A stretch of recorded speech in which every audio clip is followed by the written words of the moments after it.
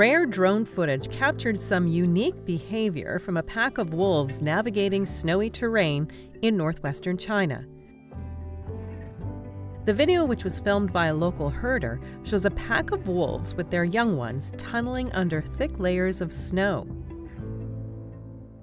Upon closer look, the lead wolf can be seen at the head of the trail, cautiously poking its head out from the snow as it clears the path, while carefully observing the terrain. Some of the wolves spotted the drone and paused a few times to look curiously before carrying on. Inspired by gophers, the pack eventually established their wolf subway commute system.